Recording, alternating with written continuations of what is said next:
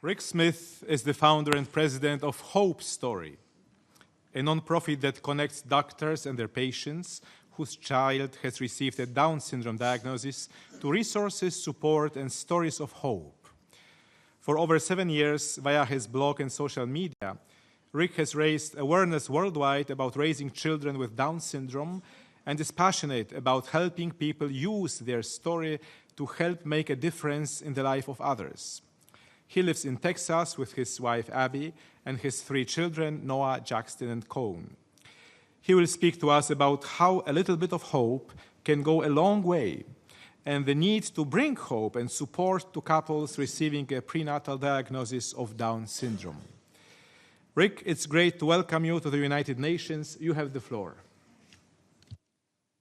All right. Well, Your Excellencies, distinguished fellow panelists, including this world-class athlete here, ladies and gentlemen, thank you for being here today on World Down Syndrome Day. I also want to thank the Holy See Mission and the Center for Family and Human Rights for co-sponsoring today's event. It's my honor and privilege to share with you today. I want to explain a little bit about what you just saw in that video, but before I do, I want to tell you a little bit about my story.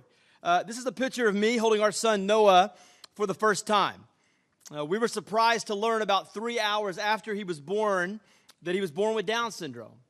Shortly after this picture was taken, our OBGYN left the hospital without telling us that Noah had Down syndrome, and then called our pediatrician to come up to the hospital to share that news with us. The next morning, when our OBGYN came to the hospital, one of the first things she said to us was, "I'm so sorry," followed by the offer to prescribe my wife antidepressants, which she declined. Sadly, we never received the standard congratulations offered to new parents. And let me tell you, congratulations are always in order when a new child is born. Our OBGYN may have been sorry about our son, but we weren't. This is our family today. That is Noah there in the middle. He's 8 years old, and it's one of the biggest blessings in our life. In fact, we wouldn't change one single chromosome on him, except maybe the chromosome that affects how stubborn he can be sometimes, but my mom would probably say the same about me. You can also see our 5-year-old Jackson, our 1-year-old Cohen, and their mother, my beautiful wife, Abby, who is also a hardworking pediatrician. What I want to do today is tell you about a problem, a big one that some of my friends have already alluded to today. And the problem is that a lot of people who find out after prenatal testing that their child is going to be born with Down syndrome, they do not have a family picture that looks like this. You see, approximately 67% of mothers who learn after prenatal testing that their child will likely be born with Down syndrome choose to abort their child. This view that children with Down syndrome are unworthy of life doesn't just affect children in the United States. You need to know that in some countries, it's considered a curse to have a child with Down syndrome. You may have heard how Iceland is basically trying to eradicate Down syndrome. And here's what you need to know about that. I'm all for eradicating cancer or the flu or headaches. But when we talk about eradicating Down syndrome, we aren't talking about eradicating a disease.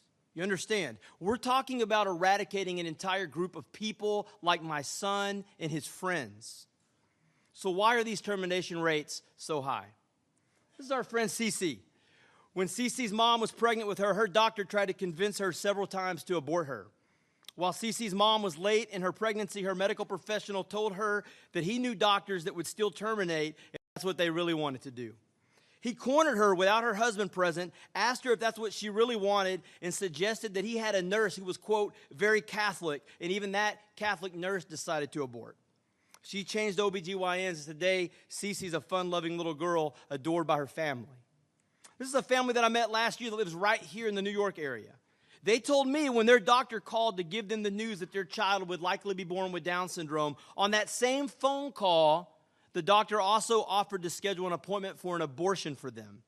And so as you can see in this photo, they're glad they did not take their doctor up on that offer. You know, these mothers have had a negative experience with their medical professional. We had a negative experience with our medical professional. Michelle had a negative experience with her medical professional. As I have interacted with many families that have children with Down syndrome, this is not uncommon. You see, it's confusing and harmful for a new parent to receive that sort of negative response from their medical professional after receiving a Down syndrome diagnosis for their child. And I don't necessarily believe prenatal testing is the problem. In fact, I believe it can be helpful in some cases. I believe a large part of the problem is the negative interpretation of a Down syndrome diagnosis by a medical professional, which affects the way they deliver that diagnosis to their patients. In fact, I believe these negative interpretations and interactions with their patients are a contributing factor to parents terminating their child. So why do so many medical professionals talk about Down syndrome in such a negative way? Well, I believe it's primarily related to these two factors. The first, I don't believe most medical professionals receive adequate training on how to deliver a Down syndrome diagnosis in medical school or in their residency program. And therefore, they aren't able to deliver that news to families with accurate information in a hopeful way. The second problem is, I don't believe most medical professionals have a personal relationship to someone like my son or Karen, someone with Down syndrome. Many of them don't have firsthand knowledge of what it is like to be a parent of a child with Down syndrome, which, by the way, most parents I know raising a child with Down syndrome would say that while it is a unique journey, it's certainly not a sad one. So you basically have a good number of OBGYNs delivering this life-changing news to a family, yet they neither have the most accurate and current information nor any personal experience of what it's like to really live life and know someone with Down syndrome. They see Down syndrome as an anomaly and a negative thing which should be avoided if at all possible. You see, I'm a huge fan of medical professionals. Don't get me wrong, I'm married to one. We have a perinatologist on our board of our nonprofit, as well as an entire medical advisory board. And I don't think most doctors have bad intentions.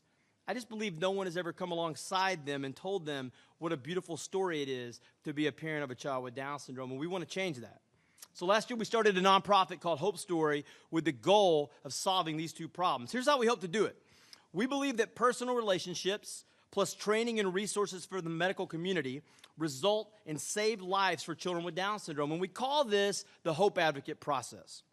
Our goal is to connect every OBGYN in America to, and even maybe one day the world, to a family raising a child with Down syndrome who can provide up-to-date educational resources to their doctor, as well as serve as a personal resource to them and their patients. We recruit, train, resource, and encourage these parents, and we call them Hope Advocates. Briefly, here's how it works. A family who has a child with Down syndrome will sign up to become a Hope Advocate on our website, hopestory.org, entering some information, uploading some photos, which we take and create a personalized Hope Kit for their family. They receive the Hope Kit, deliver those resources to their OBGYN at their next appointment, and share their personalized Hope announcements, which has their child's highlights and photo from the last year. The Hope Advocate leaves a personalized contact card with their doctor, which their doctor can then pass to any of their patients who has a child that may likely be born with Down syndrome.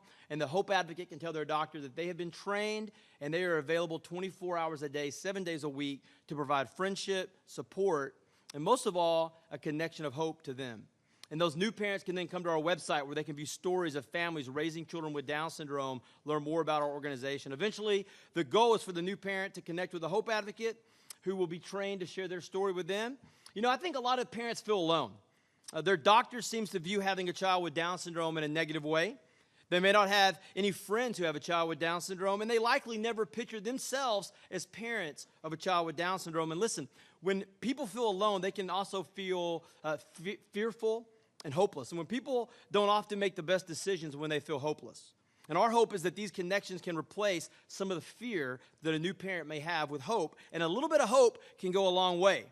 And see, we want every parent whose child receives a Down syndrome diagnosis to have a friend who can sit across the table and tell them they aren't alone.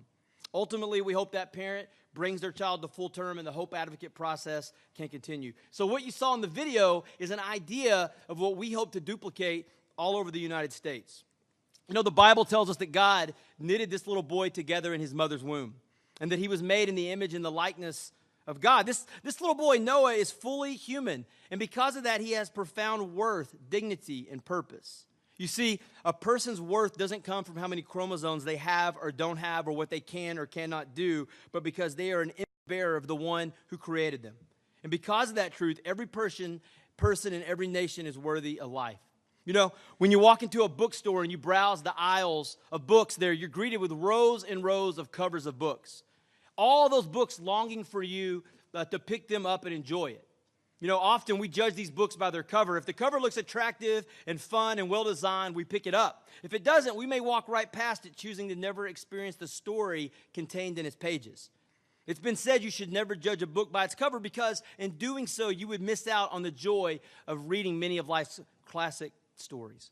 Being a parent of a child with Down syndrome is like reading a classic novel that I never knew I wanted to read. In the bookstore of life, I have to admit I would have never chosen to pick up the story of raising a child with Down syndrome based on the cover.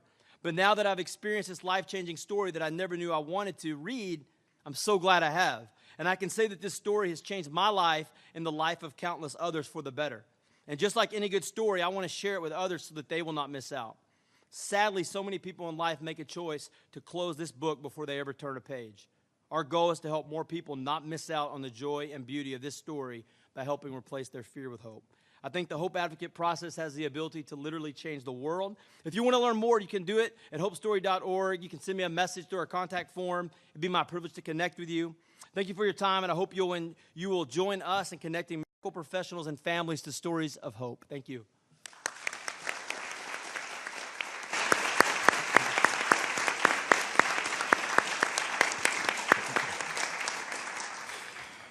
Thank you, Rick, for highlighting for us how important it is for medical professionals to receive adequate training on delivering to parents a Down syndrome diagnosis and to develop personal relationships with those with Down syndrome, and for the work we are doing to remedy that issue through the Hope advocacy process. I'm hoping that all of us here today might be able to become auxiliary Hope advocates, helping to spread proper information and develop deeper bonds with Karen and Sophia and Addison and Noah and all those with Down syndrome. And even though it is more than 8 years overdue, from all of us, the most hearty congratulations to you and Abby on the blessing of Noah.